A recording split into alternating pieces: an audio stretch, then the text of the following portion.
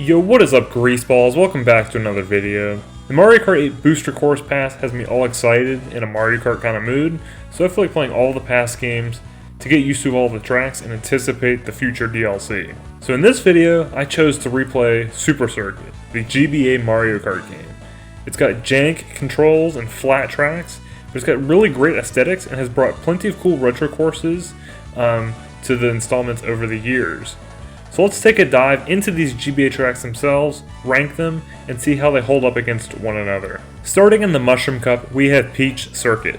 This is the very first course of the game, so naturally it's simple to teach the player the mechanics.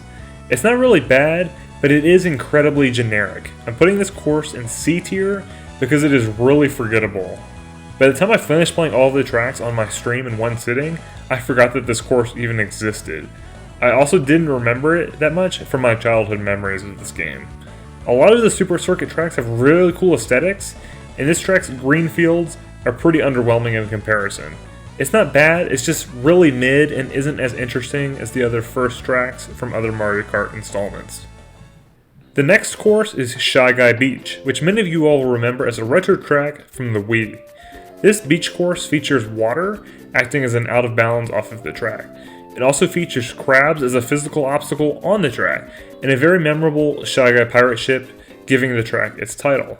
It's a large step up from Peach Circuit, but it's still quite simple. I like the track a lot, but when ranked against what else Circuit has to offer, I feel like it's a B tier course. The music is very nostalgic though, and the pirate ship is definitely unforgettable. Next up we have Riverside Park. This is an incredibly solid track and I'm going to put it in A tier. It has a fun layout with a good amount of turns, and it has boost panels as a new gameplay aspect to add variety to the track's flow. It ends with a full circle and a little jump pad that sends you over the track itself. It's not crazy by modern Mario Kart standards, but for Super Circuit it's pretty cool and interesting, and this is like a strong final turn. The jungle aesthetic is also very pleasant with green trees, the blue river, and a yellow-orange sky. Ending the Mushroom Cup is Bowser Castle 1. This game supports multiple Bowser Castles, so how does the first one fare? I'd say A tier. It's nothing crazy, and it's actually really simple. It's very small, short course. You'll play through it very quickly. It only has a handful of turns, and they're all right angles. But this course introduces thwomps as an obstacle for Super Circuit. It doesn't have what you might conceive as like a typical Bowser track kind of feeling, because it's not very epic, and it's actually really simple. And it is definitely like a standard Mushroom Cup kind of course, but it has like a Bowser Castle coat of paint. But that coat of paint is very awesome with the background and the lava. And I think it's a really fun course, so I don't think it's problematic to put it in A tier. Going into the Flower Cup, we have this game's Mario Circuit. This is a solid B tier track for the Super Circuit standards. This track is very similar to Peach Circuit in that it's a standard raceway on pavement in a green environment with pretty simple turns.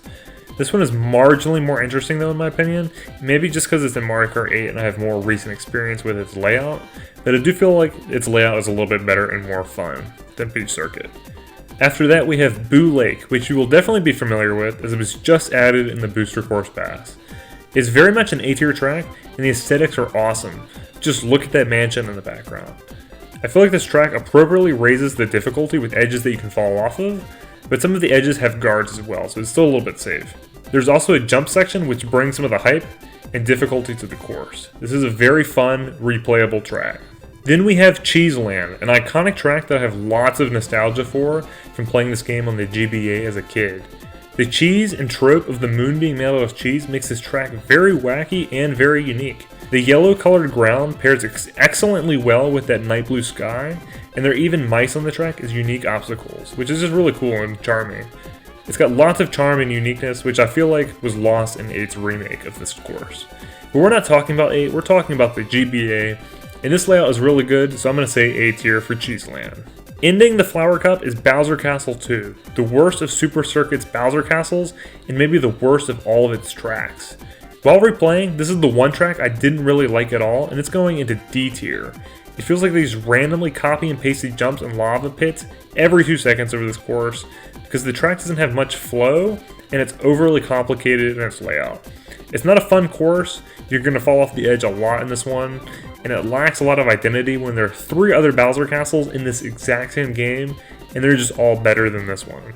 Starting the Lightning Cup is Luigi Circuit.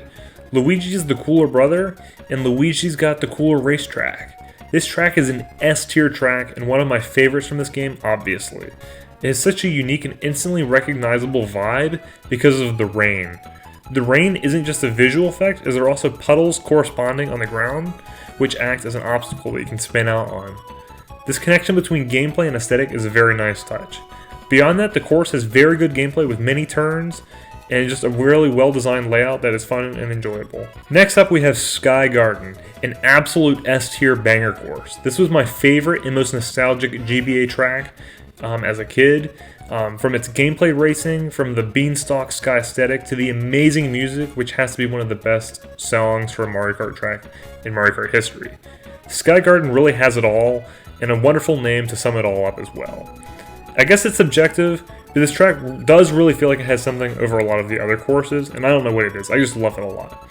It also has the Luigi blimp from Luigi Circuit, which was the course right before this one in the Lightning Cup, so maybe this sky's above the storm? I don't know, that sounds like some lore. Anyway, the next course is Cheep Cheep Island.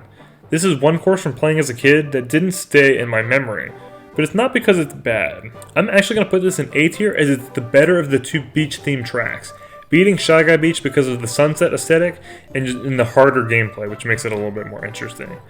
I just can't see myself putting this course in S tier because I personally don't love it that much, how I love the S tier picks. This course does have a very unique aesthetic, and some of the gameplay is actually kind of good because the ending on the little pier has a lot of right angles, which are a little bit reminiscent of the Bowser castles and a lot of their right angle turns. Ending the Lightning Cup is Sunset Wilds, which is indisputably an S-tier course. In addition to having a very good and fun layout, this course has peak aesthetic. The sunset is very colorful, interesting, and unique. Each lap gets a little darker as the sunset progresses into nighttime. This is something that they did not have to do, and I'd imagine it was a bit challenging to program on something like the GBA. But they nailed it, and a lot of Mario Kart tracks since then have failed to do something as unique as this on better software. I personally always love the teepees, totems, and canyons that contribute to this excellent vibe and track. Now going into the Star Cup is Snowland, which was also just brought into the Mario Kart 8 Booster Pass. God, just listen to this music. It is so catchy, so upbeat, and it just feels like a winter wonderland, and also it's somehow perfect for Mario Kart. I don't know, the vibes are just immaculate on this track. You get little penguins, fun racing turns, snowmen, ice, and large puddles, all under a warm pink sky. There's nothing to complain about on this track, so it's going into S tier. I don't think it's the best track or the most popular or nostalgic, but it's undeniably an S tier track.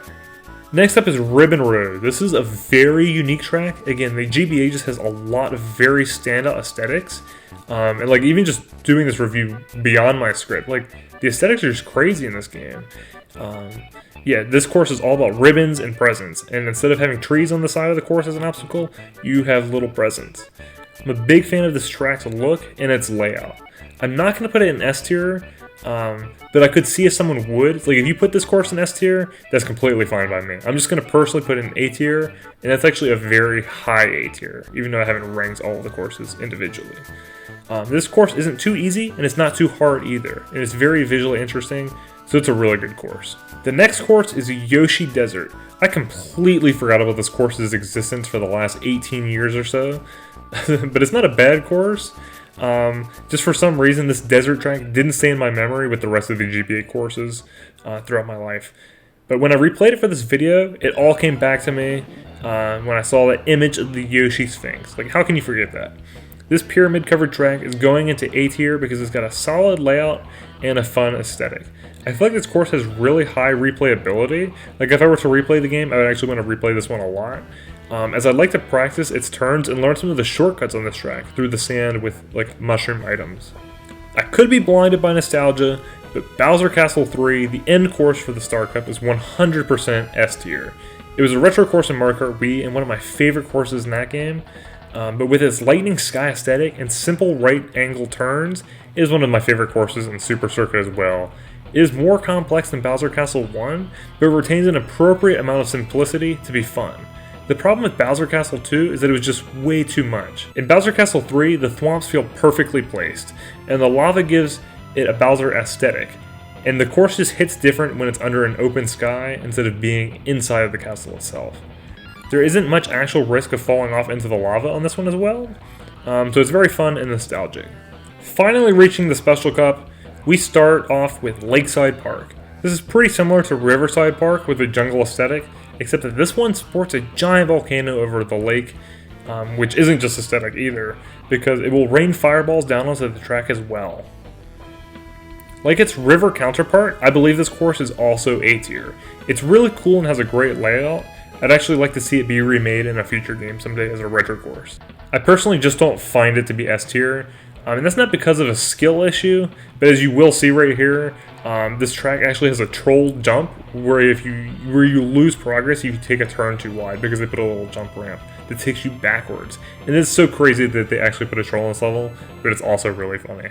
And then next up we have Broken Pier, which is like Boo Lake, but a lot cooler. I had to put this one in S tier because the background is insanely unique and interesting, and it's quite spooky with these evil faces in the mountains.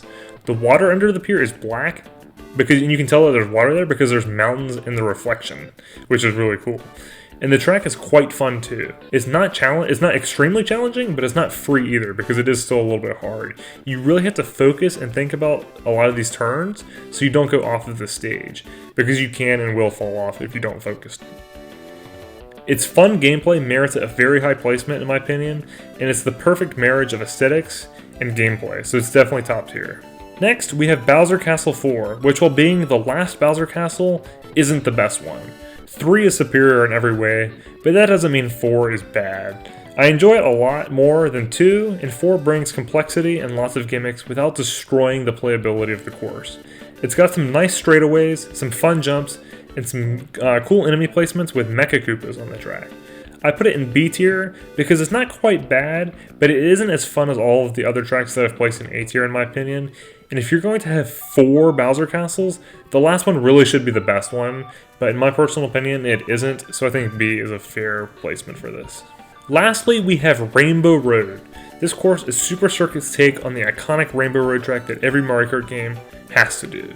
And this one is really unique because it has a Bowser Castle floating in the sky in the background and storm clouds surrounding you, so it's kind of an ominous feeling Rainbow Road. The track does look really nice, and as expected, it's quite hard as it's Rainbow Road. There are jump rails on the side of the track, so instead of just falling off the track, you will likely bounce off of it if you just touch the side. It's very difficult, and I actually didn't get a good placement at all when I played through it a few times. But I do have fond memories of this course and can recognize that it's my own skill issue from falling off this course, because it's meant to be hard, and I think it's A tier. So that's all of my rankings for Mario Kart Super Circuit. What do you think of my list? What is your favorite track? I'm going to rank all of the Mario Kart games eventually. So yeah, which game are you interested in seeing next as well? I'll see you all later, greaseballs.